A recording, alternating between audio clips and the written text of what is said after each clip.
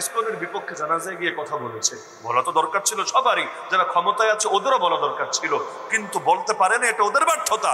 তারা গিয়ে বলেছে আজকে ইতিমধ্যে হামলা হয়ে গেছে, জানেন নাকি আপনারা? দেখেন নাই? গাড়ির উপরে দিয়ে হয়তো মেরেই ফেলতে চেয়েছিল, আল্লাহ ভালো জানে, ট্রাক উঠিয়ে দিয়েছে গাড়ির উপরে।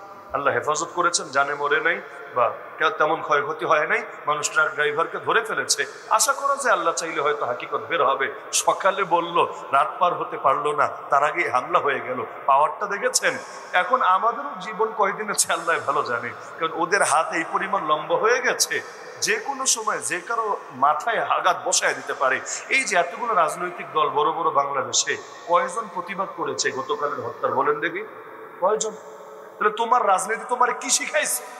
যদি এই দেশের জনগণের পাশে থাকতে না পারো, সরকারি উকিল এপিপি সরকারি উকিল ছিল, তারপরও তার পক্ষে কথা বলতে না পারো, তাহলে আর বুঝতে বাকি থাকে না তোমরা আসলে কাদের দালালি করে রাজনীতি করো। কারণ নেতা তার কর্মের জন্য প্রয়োজনে জান বিলায় দিবে, এটাই আল্লাহ রসুল আমাদেরকে শিখিয়েছে। নাহলে নবীর জীবনের দাম কি ওসমানের জীবনের চাইতে কম নাকি? আল্লাহ নবী নিজে রেডি হয়ে গেছে, শহীদ হবে, তবু ওসমানের রক্তের বদলা নেবে। নেতা তো এমন হবে কর্মের জন্য জান উজাড় করবে। রাজনীতি যারা করে তারা তো বলে দেশের জন্য করে, জনগণের জন্য করে। তো জনগণের জন্য যদি রাজনীতি হয়, জনগণ মায়ের খেলে পাশে দাঁড়ায় না কোন দুঃখে?